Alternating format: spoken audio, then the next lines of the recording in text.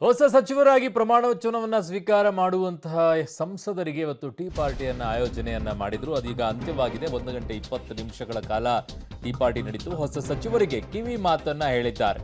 So ಯಾರೆಲ್ಲ ಇವತ್ತು ಪ್ರಮಾಣ ವಚನವನ್ನ ಸ್ವೀಕಾರ ಮಾಡಲಿದ್ದಾರೋ ಅವರಿಗೆಲ್ಲ ಕಿವಿ ಮಾತನ್ನ ಹೇಳಿದ್ದಾರೆ.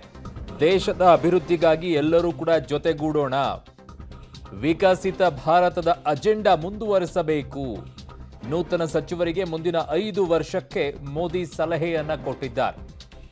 ಸೊ ಯಾರೆಲ್ಲ ಇವತ್ತು ಪ್ರಮಾಣ ವಚನವನ್ನು ಸ್ವೀಕಾರ ಮಾಡ್ತಾರೋ ಅವರನ್ನೆಲ್ಲ ಕರೆದು ಅವರಿಗೆ ಟೀ ಪಾರ್ಟಿಯನ್ನು ಕೊಟ್ಟು ಸುಮಾರು 1 ಗಂಟೆ 20 ನಿಮಿಷ ಕಾಲ ಅಲ್ಲಿ ಟೀ ಪಾರ್ಟಿ ನಡೆದಿದೆ.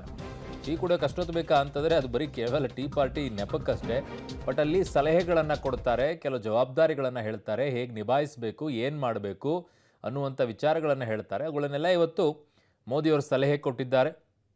ಸೊ ವಿಕಸಿತ ಭಾರತದ ಅಜೆಂಡಾ ಮುಂದುವರಿಸಬೇಕು ಅಂತ, ಸೊ ದೇಶದ ಅಭಿವೃದ್ಧಿಗಾಗಿ ಎಲ್ಲರೂ ಕೂಡ ಜೊತೆಗೂಡೋಣ ಅಂತ ಹೇಳಿ ಒಂದಿಷ್ಟು ಮೋಟಿವೇಶ್ನಲ್ ಸ್ಪೀಚ್ ಕೂಡ ಇರುತ್ತೆ.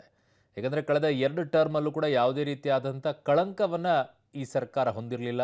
ಇಂಥ ಭ್ರಷ್ಟಾಚಾರ ನಡೆದಿದೆ, ಅಂಥ ಭ್ರಷ್ಟಾಚಾರ ನಡೆದಿದೆ ಅನ್ನುವಂತಹ ಯಾವುದೂ ಕೂಡ ಅಲ್ಲಿರುವಂಥ ಕ್ಯಾಬಿನೆಟ್ನ ಸಚಿವರ ಮೇಲೆ ಆಗಿರ್ಬೋದು, ಮೋದಿಯವರ ಮೇಲೆ ಆಗಿರ್ಬೋದು ಬಂದಿಲ್ಲ. ಹಾಗಾಗಿ ಅದನ್ನು ಈ ಟರ್ಮಲ್ಲೂ ಕೂಡ ಮುಂದುವರಿಸ್ಕೊಂಡು ಹೋಗಬೇಕಾದಂಥ ಜವಾಬ್ದಾರಿ ಅವರಿಗೆ ಇರೋದ್ರಿಂದ ಈ ಸಲಹೆಗಳನ್ನು ಅವರಿಗೆ ಕೊಡುವಂಥ ಕೆಲಸವನ್ನು ಮಾಡ್ತಾರೆ. ಹಾಗಾಗಿನೇ ಸರಿಸುಮಾರು 1 ಗಂಟೆ 20 ನಿಮಿಷ ಟೈಮ್ ತೊಗೊಂಡು ಅವರಿಗೆಲ್ಲ ಸಲಹೆಗಳನ್ನು ನೀಡಿದ್ದಾರೆ.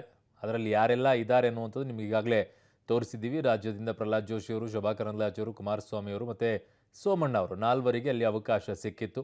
ಸೊ ಹಾಗಾಗಿ ಈಗ ಅವರಿಗೆ ಮಂತ್ರಿ ಸ್ಥಾನ ಬಹುತೇಕ ಫಿಕ್ಸ್ ಅನ್ನುವಂಥದ್ದು ಗೊತ್ತಾಗಿದೆ.